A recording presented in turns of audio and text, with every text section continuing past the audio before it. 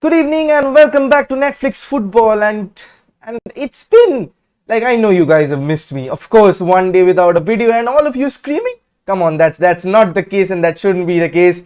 Once again, this is your host Need welcoming you to the brand new segment of FPL Fridays.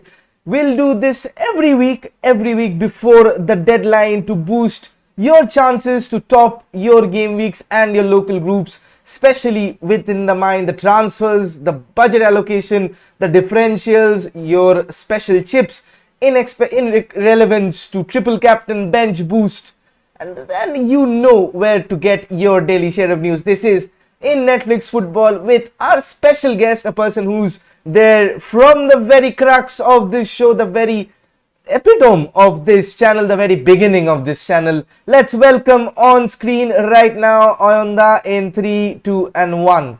Ayanda, you are live and blooming as it seems. So before we actually proceed to the FPL and to all the shenanigans of selecting your FPL team, trust me, I feel immense joy that the Premier League is starting very shortly, very briefly. Do tell our viewers, how do you expect this roller coaster of a football league would you expect this season to be?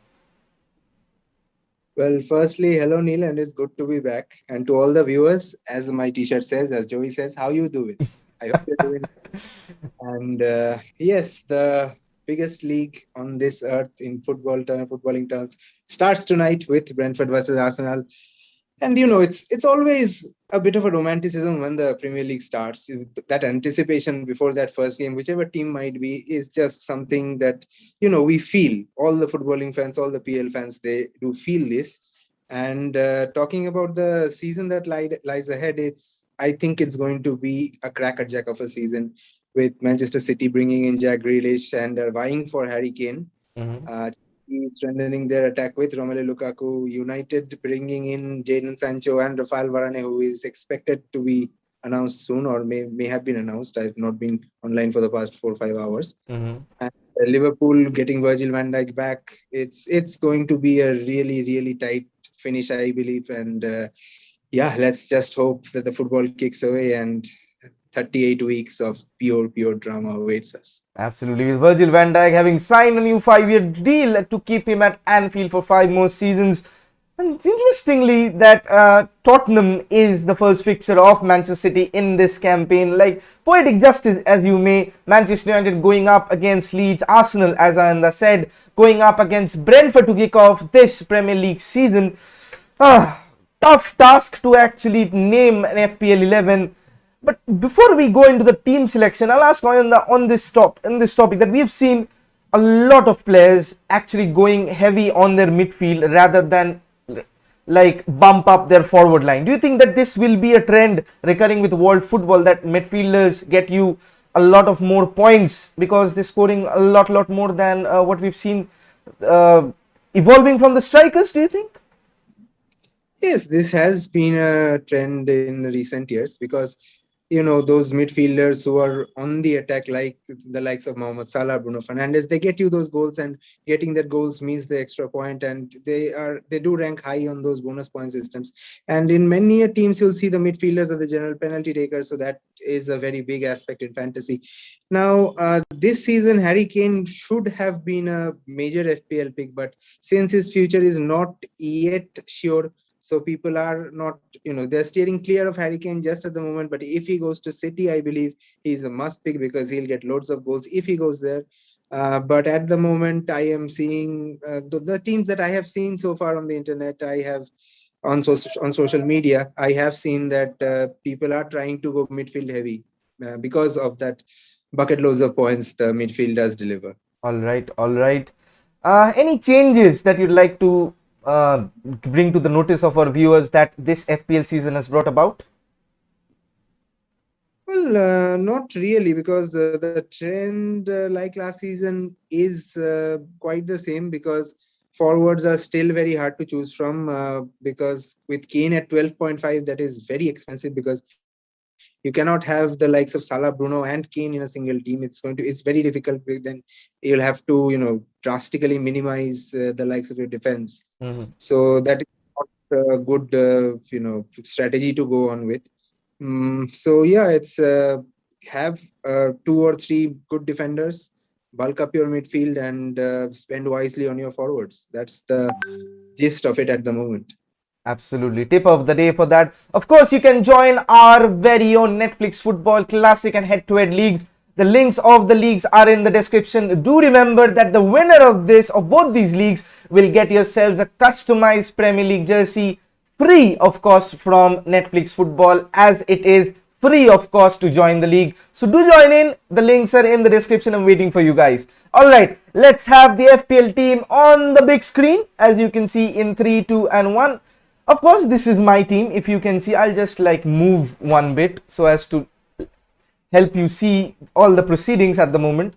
So what I've gone with is essentially, I'll just shorten the browser. I've gone with Emi Martinez in goal. I've selected Luke Shaw, Vladimir Kufal, Kieran Tierney and Trent Alexander-Arnold, who's fit and ready to go. In defense, Bruno Fernandes, Souček, Salah and Emiliano Smith-Rowe in the midfield. In attack, I've gone for a particular interesting choice, Jamie Vardy. Although with the signing of Patson Daka, we won't know whether Jamie Vardy plays the 38 weeks. But this is keeping in mind the first choice for the game week. And of course, Danny Ings, who's recently switched his colours from Southampton to the likes of Aston Villa, who's themselves building a wonderful team.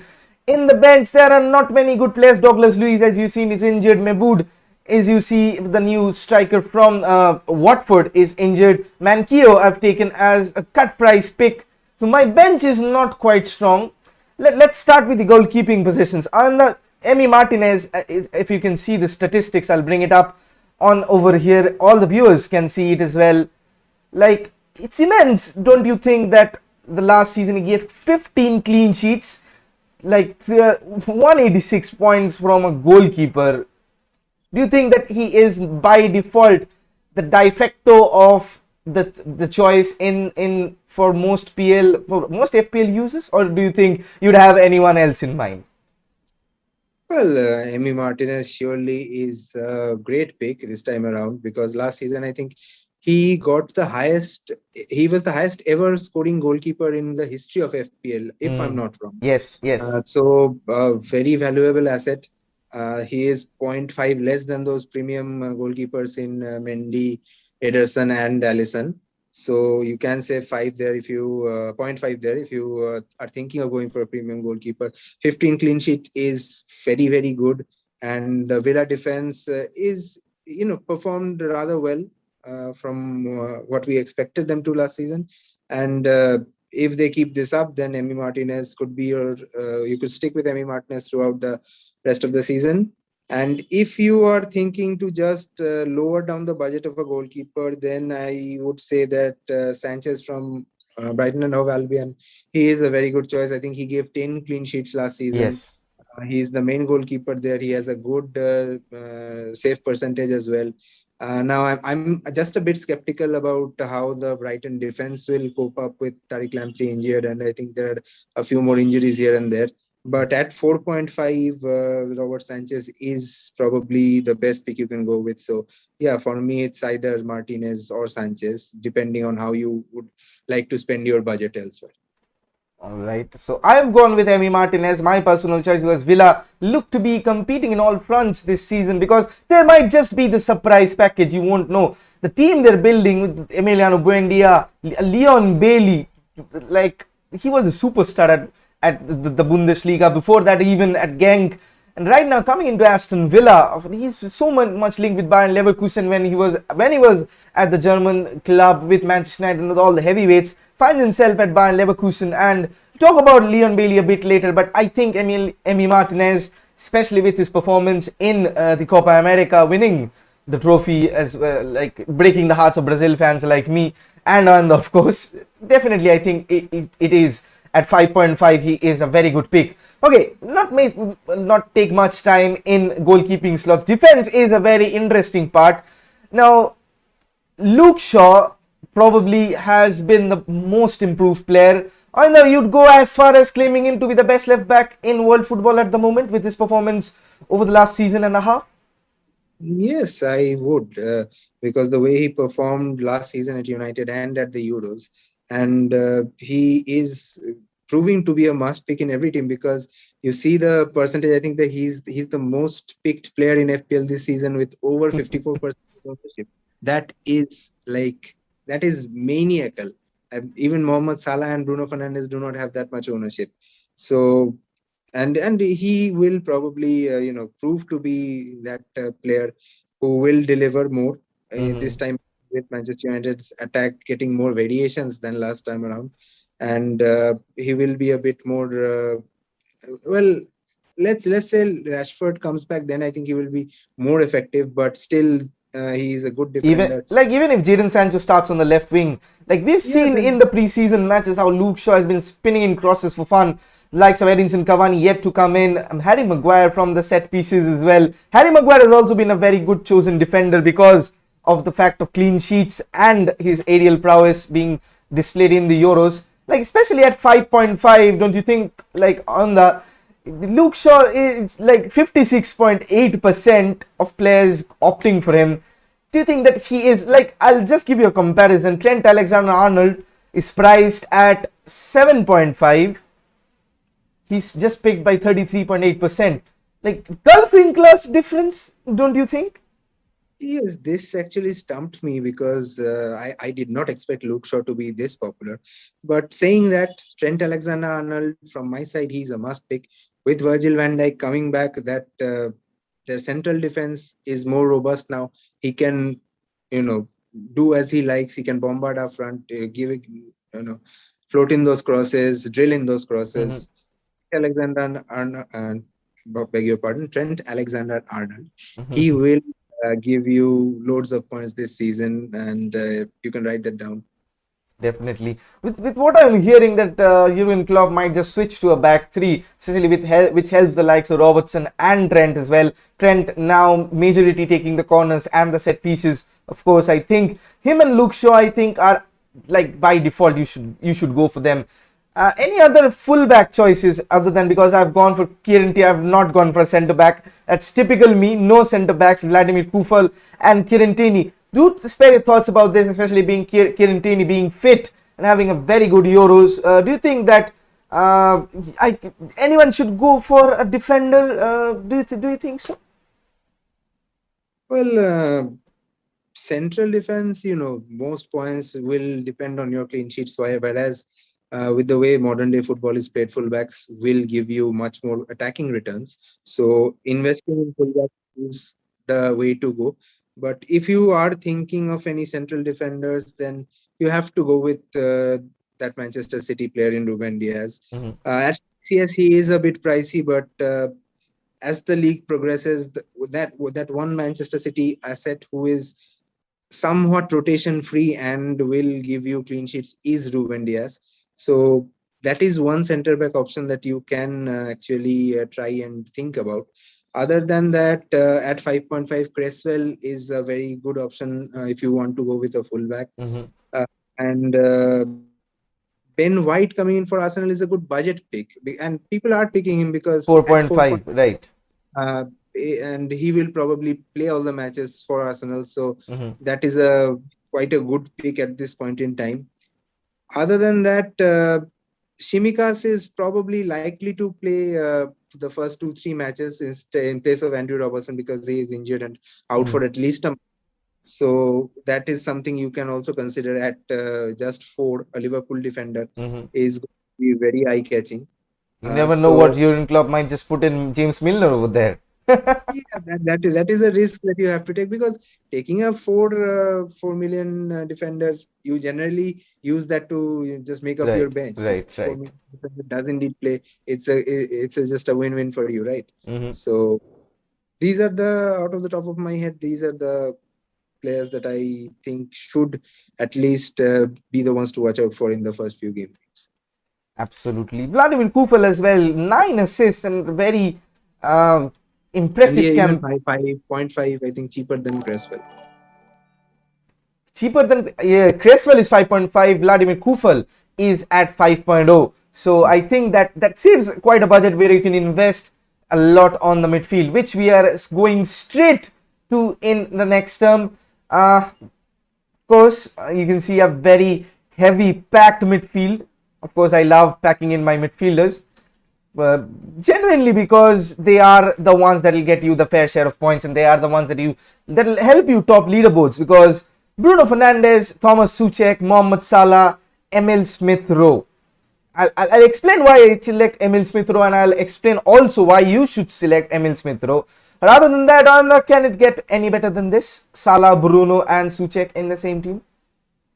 Well, Salah, Bruno, obviously you have to have them because penalty takers in the side, Right. they score goals for fun. They pick up those all important bonus points, which is very important in FPL. And yeah, I know 12.5 and 12 is going to take up a lot of your budget, but that budget will give you many, many returns. So these two you have to pick because, and even the initial fixtures favor them also. Mm-hmm. So apart from these two, you've gone for Suchek. I think he's priced Yes. as right. Suchek is priced at, I'll just tell you, just give me a moment. Suchek is priced at 6.0. 6.0. So I can give you another option here since you don't have any Leeds players up to now. You can go for Harrison because he can prove to be a differential because people are packing up on Rafinha at 6.5. Mm-hmm. So Harrison there because he got I think around 160 points last season, so which was a very good return for a midfielder. Mm-hmm. And I think Harrison at the initial stages is going to prove to be a differential. Emil Smith Rowe, yes, even I have picked him in my team, Mm-hmm. but I am contemplating because Martin Odegaard might just come in there, but still I'll stick with Emil Smith Rowe for At at least for least the first 2-3 game weeks. game weeks, yes. Mm-hmm. And to complete your midfield, you have to take 4.5 million for budget reasons, and you can go with the likes of Bissouma or even Billy Gilmore, who has joined Norwich City. Billy Gilmore is an interesting pick, but central defensive midfielders, of course, the least, like they are cursed. They are absolutely cursed. All right, Pradeep, I'll take your question in a bit. I'll go to the forward section, then I'll take your questions about Bamford. Now, the reason you see I've combined Luke Shaw and Bruno Fernandes is because that they are the two ones that are going to take the set pieces. They are going to take. They have the most assists probably in the Manchester United team, and Bruno is the penalty taker, of course. Salah and Trent Alexander-Arnold, of course, the two set piece takers whenever they are on charge, depending on the angle. Salah will take your penalties as well. So you get a combination playing on that sort. One side Salah, one side Trent. Until and unless Robertson comes back, I think Salah would be taking the right-sided corners or the left-sided corners. Of course, Thomas Suchek and Vladimir Kufal is the combination that I've gone for, considering the fact that they have had Kufal takes the corners as well. Suchek gotten, like, you see the statistics. I'm not lying when I say that Suchek, a defensive midfielder, the only defensive midfielder having scored 10 goals and probably 70% of those coming from set pieces. He's a threat in the box. Vladimir Kufal sending in those crosses. You get a very good combination over there as well. Of course, Emil Smith Rowe, the new number 10 for Arsenal, having signed new contract in the Emirates Stadium. We'll see a lot more of him, and the player he is, especially at 5.5, definitely should go into all of your teams. I think he is going to start in the initial realms. We'll see what happens with Odegaard. With Arsenal, you can never say what happens and what doesn't, but we'll take your choice upon that. On the from other differentials we haven't talked about is Jack Grealish, Raheem Sterling, the likes of Heung-min Son, of course, Jadon Sancho. Your say on these four picks. Should people go for it, considering that Tottenham play Man City? It's difficult, although Tottenham had a very good outing against with Heung-min Son and Harry Kane. We knew that combination, but do you think the likes of also Jadon Sancho not being fit yet, Jack Grealish, we've seen him taking time to settle. These four names, do you think people should wait for them for a bit? Well, if Jack Grealish had stayed in Aston Villa, he would have been a prime pick. But since he's gone to Manchester City, I'm very wary about how much game time he's going to get, which matches he's going to start, because Pep will just, rotate the hell out of his players, and Jack Grealish will definitely be one of the players who will not feature regularly. One match altering, maybe Sterling or maybe even Phil Foden there. So I'm very unsure about whether to pick Jack Grealish or whether he'd be a good pick. Yes, 1 or 2 game week he might just give you that double-digit figure, but you cannot go with him every week. But let's see the trend, because you have to wait for it. Because if Pep does not rotate him, then he becomes a very good choice. Mhm. But if that rotation does kick in, then there's no point in going for a player Pep who Guardiola is the mm, nightmare does not for all suit the other. FPL managers. Definitely a nightmare.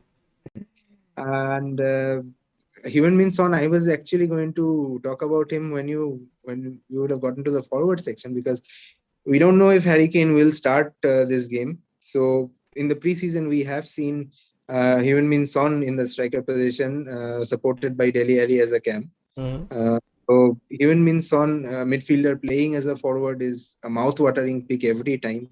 So if you can just squeeze the budget in the forward section and get Heung Min Son in the midfield, it's probably going to get you wonders in that first 2-3 game weeks. And Jadon Sancho, I am going to just wait and watch. Let's see Mhm. how he adapts. Let's see how he does. 2-3 game weeks in, if he's doing good, then I'll think about bringing him into the team. Like how much we have expectations from Jadon Sancho is priced at 9.0. Do you think that Ole Gunnar Solskjaer confirmed that he was sick in the first few days after returning from his holiday or extended break, formerly the Euros? Do you think that, especially with Marcus Rashford out, do you think we'll see him start more predominantly from the left, and that combination with Luke Shaw that you were talking about previously?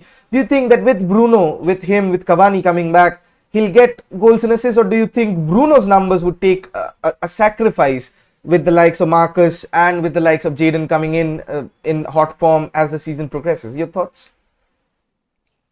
No, I don't think Bruno's numbers are going to take a hit, because Bruno plays in that hole behind the striker, and he will be in and around those goals and assists, even if Jadon Sancho and Marcus Rashford play. Because with these variations in the United attack, it's going to be fun watching them play. I do hope, fingers crossed. But yeah, I don't think Bruno's numbers will take a hit, because at the moment he is that main player, and all those things happen from him and around him. So I think Bruno is quite safe, and he's obviously a very safe and prime pick.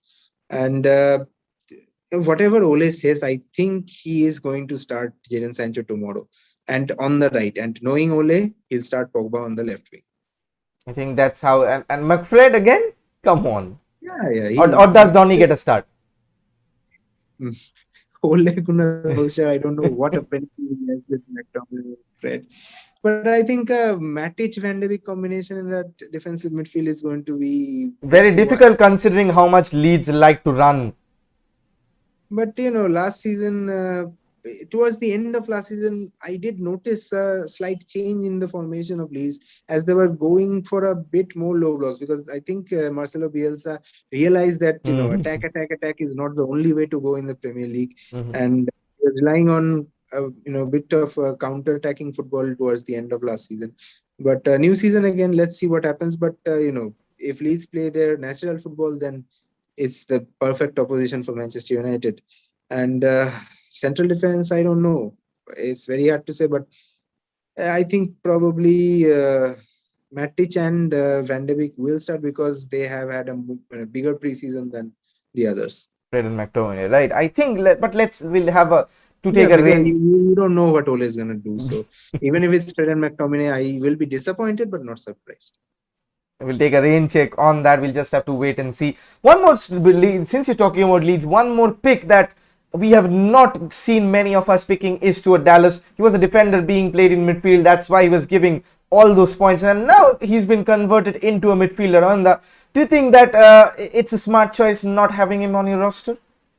Absolutely, because the moment he's transferring from a defender to a midfielder, that value drops, right? He won't get those clean sheet points. He won't get that extra point for the goals. And the numbers that he got last season is going to take a plunge. So yeah, a midfielder playing as a midfielder, and he's more of a defensive-minded midfielder than that of an attacking player. But a defender playing as a midfielder is of much more value than a midfielder indeed playing as a midfielder. So Stuart Dallas, his numbers are going to take a plunge since he's been converted to a midfielder, and I would not recommend him, uh, to the managers. And unless and until you don't have absolutely no way, try not to pick him. Yes, him and Stuart Dallas and Jack Harrison are just priced at the same point. It doesn't make sense to actually go for Stuart Dallas, who is a midfielder right now, will get those goals, but he'll not get you as much points as a Jack Harrison gets. Right. Okay, moving to the forward zone, I have selected over here Danny Ings and as you can see, Jamie Vardy. Jamie Vardy, just do start off the forward section with Jamie Vardy. He is closer to his 40s at the moment than to his youth, but still, you cannot underestimate the Red Bull ex coffee merchant, can you? Like, he will get you goals. Like, especially, can we be confident he'll get you 15 odd goals in this Premier League season, especially with how Leicester have recruited before the start? Yeah, Jamie Vardy is a born goal scorer. Whatever position you put him in, he'll bully you, he'll hit you, he'll run past you, and he will get those goals in. But age is slightly catching up to him now. But I still don't think, because the first few game weeks are Leicester had to have quite good fixtures, and yeah, expecting goals from Jamie Vardy has never been a crime, and I think he will still deliver. At least, let's say, in the first 5 game weeks, I'm expecting at least 3 goals from him. Absolutely. Although Jamie Vardy has not had very much of picks priced at 10.5, just 14% people taking him on. But I do feel like in the fixtures list that they have, Wolves, West Ham, Norwich, until the first 3 game weeks, within the 4th game week, they do face Man City. That would be a bit of like 50-50 call, considering you don't know what happens, especially with Leicester City and Man City. Man City at times can beat you 10-0 and then succumb to a Jamie Vardy hat-trick masterclass. Although we just take a look at his stats: 2018-19, 18 goals, 5 assists; 19-20, 23 goals, 7 assists with the Golden Boot; 2020-21, 15 goals, 14 assists. That's immense, with Patson Daka coming in and Jamie Vardy reinventing his game probably a bit to match his style. Do you think that we'll see a lot more assists this term as well, or even matching those figures? 15 goals, 14 assists for 10.5. Would you have him in your team, Ananda? Yeah, any day, because getting his forward is known for getting goals, but if he gives you so much assists, even like Harry Kane did last season, then they become absolute assets in the game. So if he can replicate that, I would not mind having him at 10.5 at all. Absolutely. We've gone with all English in the striker realm with Danny Ings as well. But before we talk about Danny Ings, one player I wanted to take, but I have decided to take a rain check on that, is Ivan Toney. Ivan Toney is an English footballer who is 25 years old, of course, plays for Brentford, scored 33 bloody goals from 48 matches in the Championship. A lot of clubs inquired for him, but he decided to stay at Brentford to start this Premier League campaign with them. How highly is he rated among the FPL pundits, Ananda? Very highly, because you see his ownership. It's, I think, second best to only Danny Ings at the moment, if I'm not wrong. Now, Danny Ings, I just want to say that with Ollie Watkins nursing a slight injury, he's definite to start, at least for the first 1 or even 2 game weeks. So cashing in on Danny Ings at this time is a very good option. And coming to Ivan Toney, yes, he's had a brilliant season in the Championship last time around. But then again, Championship and Premier League are entirely different ball games. And we have not really seen those promoted clubs take the league by so much storm. But yeah, even Toney at 6.5 is a considerably cheap pick. And since he will, he's mostly like he's guaranteed to start all the matches unless and until he picks up an injury. Having in your team, balances your team out nicely, and if he does get to a good start, then having him is going to prove to be very, very useful. A very good differential, if you may say. All right. Opradeepta was asking about what about Bamford? Bamford is, I have not gone with him, especially because I don't want him to score versus Manchester United. I've gone with a Manchester United heavy team. But do you think Patrick Bamford can replicate his goal scoring attributes as well as Dominic Calvert-Lewin in this season?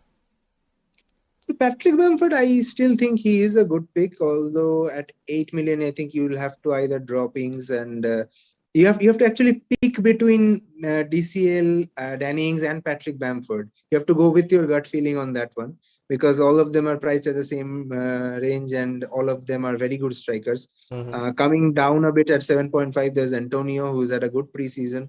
So it's actually very hard to pick one out of these three or four. Patrick Bamford, yes, if Leeds is as we know is an attacking team, and Patrick Bamford is at the heart of those goals or at the end of those goals. Mhm. So yeah, you have to look at the fixtures. You have to think about the forms. If you've like seen the preseason games, you have to think along that line. And finally, nobody can tell you, but you have to go with your gut. And at the end of the day, luck does indeed play a part in fantasy, and this is the place where your luck. I think you have to ride your own luck. Absolutely, ride your own horses before that. Of course, what interesting is that all the names that we've talked about are English forwards. And any pick for forwards who are all scattered from all over Europe, even from South America as well. Edinson Cavani, does he make your team, or do you think let's talk about Anthony Martial, let's talk about Pierre-Emerick Aubameyang. Like Martial, I understand that he has not had a very good season, but he has this knack of playing very good, like very very good on alternate seasons. 17 goals the season before that, his first season he scored 17 probably total 17 goals, around 14 goals in the Premier League. Do you think this season, with what Ole Gunnar Solskjaer said as a rejuvenated Martial, with Bruno, Rashford, Sancho coming in, and Martial destined to start the first match with Edinson Cavani out, not he's just returned to the country, he'd have to quarantine. I think he'll go with Anthony Martial over Mason Greenwood, who'll start in the right wing in most circumstances. Do you think Anthony Martial or even Pierre-Emerick Aubameyang would be a very good, like risky pick, like all risk, all rewards, or you go bust, that kind of a situation? And I would not say risky, but I would say if you pick Martial, that's going to be unnecessary because yes, I know he's going to play forward this at least this first match. Mm-hmm. But at 8 million and judging by his performances last season, he's too pricey at the moment, at least for me. Also, he did not So have a very good. He just played the 45 minutes, and he did not yeah, look to so be on his I'm sharpest. He's being not continually bullied. really not really going for Martial at the moment because of his form and also because of that 8 million is too much. It seems too much. And if he was like around 6.5, then I would have thought about it. Talking about Cavani, yes, he's not there for at least I think this game week. He's out. He's definitely out. Mm-hmm.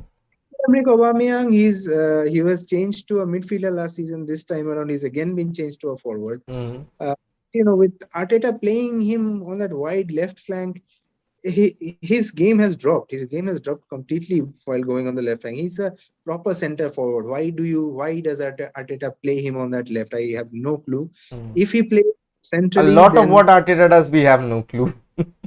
but still, uh, but still, you blame Ole Gunnar Solskjaer. but That's the trend. if he had, I mean, if he was played to the center at 10, I would have closed my eyes and picked him. But we don't know which position he'll play. Probably he'll play wide. So if he plays wide, then taking 10 million for a striker who plays wide, no, not at all. Never. Never is. The opposite says only rotation free player at City may be Ederson. That's right. Shanmuga says that KEANE will not even start versus Man City. I don't know anything about that, but what I have heard is that he's although been very respectful and gentle towards the public eye, but he is livid and he's pissed in the behind scenes. So Neil says that Aston Villa will struggle and fight in the relegation zone, but somehow will survive. You heard it first here. Ings, Ivan Toney up front, Mount, Salah, Bruno, Grealish, Ward-Prowse in midfield. Like we've not talked about Ward-Prowse. Like for Southampton, he's the captain. He takes the set pieces. He is probably the only midfielder who scored the most number of free kicks last term. Do you think Southampton, especially letting go of Danny Ings, do you think they might just be the favourite candidates for relegation this term? Absolutely. That's what I was thinking when I just heard that they had given up Danny Ings and then Yannick Vestergaard to Leicester probably. Mm-hmm. So they're giving out their main players. So Ward-Prowse, I don't think he can do much on his own. And then again, he's inconsistent. He won't give you loads of points every time around. Maybe one or two goals, or just that one double-digit haul. Maybe if he gets those two goals. So inconsistent player, but if you have to squeeze in budget, then he probably would be an option, but not for me. Definitely. Leicester making a very good team with unfortunate injury of Wesley Fofana. Yannick Vestergaard is a top pick, especially. Wesley Fofana would have been a majestic pick at 4.5. Absolutely. Was just you But just all the plans go down the drain with his injury. let's hope that he recovers very He soon recovers and from that. and he I goes think he's on out for this entire year. In For that this too year at least. at Yeah. that too in a preseason game. What I've been hearing that it will be very difficult for him to even come back to in the remainders of the season, but let's hope he comes. He's a smashing centre back, like a young Rafael Varane, especially. Although, like, let's speak about Rafael Varane. We've not talked about that. His price. I've not checked his price, but do you think As long as he's not announced, he's not gonna get his price. But right? he'll probably be in that 5.5 mark, Like same he, as Maguire. like with Manchester United bringing in a new set piece coach, Maguire getting on the ends of headed balls from Luke Shaw. Do you think Maguire? Do you think Rafael Varane, who's more adept scoring from the centre backs, who's tall, strong, makes those runs? Do you think he'll get in a fair share of goals and clean sheets this season? Well, all we can do is speculate, but as long as he doesn't take the pitch and actually acclimatize to the English conditions, then it's very difficult to say because different players react to the English Premier League in many different ways. Mm-hmm. So again, wait and watch policy with Rafael Varane as he comes on, Mm-hmm. and not picking him for fantasy because center backs, they if he becomes a goal threat then maybe, but not really a prime pick at all.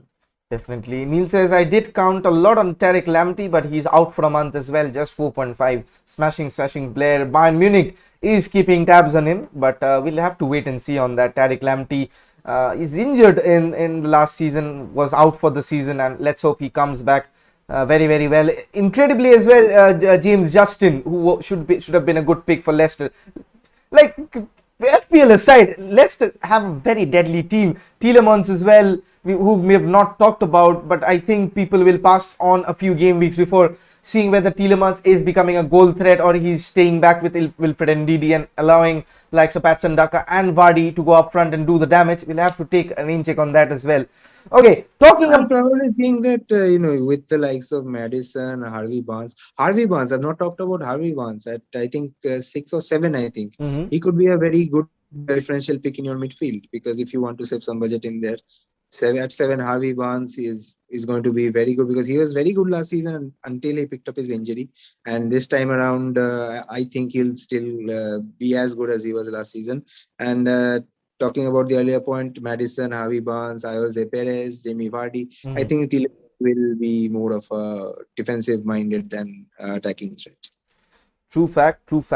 All right, let's talk about the chips. A bench boost advisable in the first game week. We've seen a loads of goals coming in the last Premier League game week, probably the highest scoring opening game week in the Premier League since its induction. Do you think a bench boost with the proper players, the proper mix of players might just get you a differential, let's say, upper hand in the leagues? Nah, I don't think so because the first game week, you may pick a side, but you still don't know who are gonna play and not, unless and until you get that trend as who is starting, who is not. You cannot actually play the bench boost because you need a 15-man squad for starting players for that. Mhm. And bench boost and triple captain, I always believe that play those when you have those double game weeks coming in your way. Free hit obviously for the blank game weeks because playing it elsewhere, you can't play that I think in the first game week Right. because these unlimited transfers. Mhm. And blank game weeks are locked. The only chip that we need to worry about is the first wild card as to when to use that. uh, it all depends on the template team you make. If it's not having players who are not starting, you have to use it up quickly. And if you have a good set team, then you can, you know, think and plan out to when actually to use the wild card, which is going to help you much more throughout the end of the season. But to the new managers who are watching this, remember that you get two wildcards throughout the course of the season, one up to Christmas and one after Christmas. But if you do not use that first wildcard before Christmas, you are not going to get it carried over. Then you will Mhm. still have one wildcard to play with. So make sure you use that first wildcard to your good effect before the Christmas break. Like a small tip, that play your first wildcard after the international break, because a lot of players come back after injury, so that is probably a time with fatigue as well, so that is probably a time to freshen it up a bit and choose players who have not been on the internationals. That is a trend. Analytically, that is a trend that give you a lot more points than established players. Of course, established players will give you points, but that is somewhat, we've seen that on the, haven't we? Yes, obviously established players. That is why they're established players, right? That is why they are prized so much, because they deliver. So yeah, the those prime players you need to have in your team, in my opinion, will obviously be Emi Martinez, Trent Alexander-Arnold, Luke Shaw, obviously, because Mhm. the ownership is so much that not picking him would be like you'll get you won't get that much out of him that the others will. Mhm. Uh, Mohamed Salah, Bruno, obviously in your midfield. If you can manage, try to bring in Min Song at least for these first two game weeks. And in the forward line, that 8 million pick, you have to go with your gut, as I said. Tony is going to be a good differential, and he's quite a cheap pick. Mhm. And the remaining one, go with either a budget, as your budget like. Curtails Pres- towards you. All that right. Talking about the captain pick, the most important segment. Like I for one, no, know that Norwich is the favorite hunting ground of Liverpool. We've seen that formerly with Luis Suarez, now Mohamed Salah. Definitely, I'm going with captain for him, Bruno Fernandes. I still doubt against Leeds will he'll get surrounded, especially with Marcelo Bielsa. Then again, triple captain Salah, would you No, take that chance? no, I won't, seriously, because playing a triple captain in a double game week gives you much more opportunity to score big. But What saying we that, saw with Gundogan last term, a lot oh of my God, players like that was a brilliant. lottery. He scored like Uh, 3 goals, assisted twice. Immense performance for all the players that had picked him for the double game week. Immense stuff. But then again, if it was Luis Suarez, I would definitely have told you to go for that triple captain if he played for Liverpool and if it was Norwich. All the I memories. mean, Mohamed Salah, like he obviously gets goals against Norwich, and he is a very good goal scorer in that first game week itself. He gets those goals in that first games that he plays. So yeah, I'm backing him to score at least two, Mhm. if even more than great for me, because I'm going to captain him, no doubt. And I think you all should.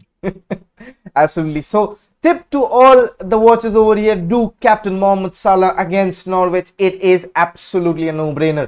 Liverpool look to be back stronger than ever than last season. They have a point to prove after their abysmal performance, but particularly due to injuries that they had, and now they would be looking to challenge for the title with Van Dijk and new signing Ibrahim Konate in amongst the ranks. Of course, I think we've covered. I think anything else you'd like to point out that we have missed out on? Any tips and tricks that you'd like to give our viewers before we wrap this up? No, I think we've covered most of the points. I think we've told which premium picks to go for, who to wait on, and who to not take at all in your team. Mm. We have, I think, not talked about Chelsea very much because they're also a very good side, and with Romelu Lukaku coming in, they're going to be an even better side there.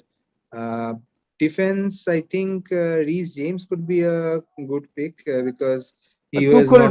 Tuchel doesn't actually fancy him. It's either him or Aspilicueta. That's the Yeah, issue. so you can think about that as a differential. Kai Havertz now, I would have suggested him, but with Lukaku coming in, I want to first see how Tuchel lines up and Because how. you have Mason Mount and Kai Havertz fighting for the same spot. Ziyech is out of the Exactly. picture.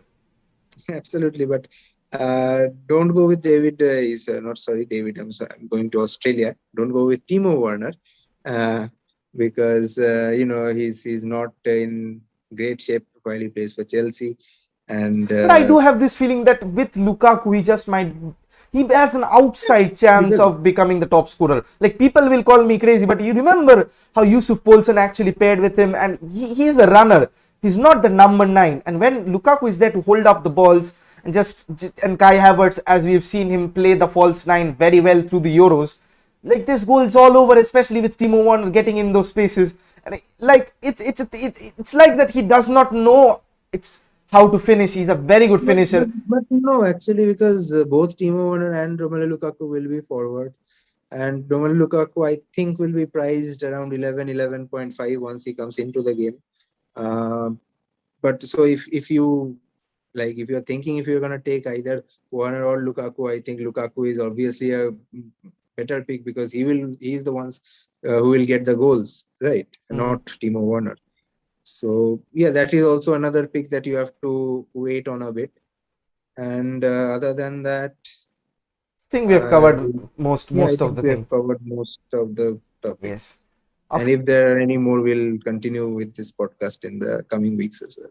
Absolutely. We'll do it for 38 game weeks if possible, if I have time, if Ananda has time. If Ananda doesn't, I'll definitely pitch in for him. Of course, the deadline is at 11:30 p.m. IST, so do make sure to confirm your teams. It's 11 p.m. IST, 1.5 hours before kickoff. Earlier it used to be 1 hour, no? From last season it was 1.5 hours. So deadline is 11 p.m. IST. 11 p.m. IST. So particularly you have around 50 odd minutes to confirm your team. So do that right now. Make your captains, choose your vice captains. Don't play all out attack. I've not covered all out attack because this is not the time, especially against double game weeks. Zanda very correctly said is the best bet to play your chips and play your cards. Of course, Ananda, thank you so much. Arsenal kick off against Brentford tonight. I would have loved to do that match as a watch along, but trust me, I'm too much tired. Looking forward to the Manchester United versus Leeds, the Roses derby tomorrow. The watch along will be on Netflix Football, so do tune in half an hour before the kickoff. That is 4:30 p.m. Indian Standard Time on this channel. We'll be giving you links as well if you need any. Of course, feel free to drop in your suggestions. Feel free to drop if you want to be a part of this podcast. Do text me on your socials. Of course, do subscribe, do like, and of course, do cheer for Ananda as well. Ananda, thank you so much. We'll be seeing you on the next game week as soon as possible. Bye-bye. Always a pleasure. Thank you. Bye. So that was Ananda in all his hope and all his might. He's looking a bit jaded after having his usual lack of disappointments wooing the girls. Of course, he'll hammer me after he sees this. Of course, with that, I think it will keep the show at a premium. Do like, share and subscribe to the channel. This FPL set is all new and brand new. Do tell me your reviews on this because I've been working on the designs as well. Don't call me like the copycats of anything because I make my own designs, and definitely this is, I do definitely love the color combination. You can donate to the channel if you want. The link is right up there. Just show a bit of love to your folks. Of course, the Premier League, the juggernaut of all the leagues, the BAP of all the leagues, is back tonight. 12:30 p.m. Arsenal versus Brentford, continued by Manchester United versus Leeds tomorrow, ending with Tottenham versus Man City. I'll try to cover the Tottenham versus Man City game because the last game week, and of course, Harry Kane is being talked about. Let's see what happens. Think we'll keep this show at a premium over here. We'll see you tomorrow at 4:30 p.m. Indian Standard Time with the coverage of, with the watch along for Manchester United versus Leeds United in the Roses derby. But with that, I'll say that keep your rest upon the 38 week, the 38 game week is upon us. The 38 weeks of games is upon us, beg your pardon. And the year-long festival known as the football known by the Premier League is going to be about. So disappoint your girlfriends. Disappoint your girlfriends if you have any, is the bracket quote. Don't cheat your wives, but cheat your time, cheat your diet. Of course, stay safe, stay healthy, because you need to be up and about in all full and fitness to have all the glitz and the glamour that comes with the Premier League. The ups and the downs, the defeats and the narrow victories, the comebacks, the outrageous goals, the clean sheets, of course, all will be coming in. And I'm as excited as you are. With that, this is your host Neil bidding you goodbye, and with the promise of seeing a lot more in this season for Netflix Football. Keep supporting, keep subscribing, keep sharing. Let's start this season on a high. Bye bye now. Let's make sure to see all of you guys tomorrow in the watch along. Bye bye. Stay safe and good night, of course.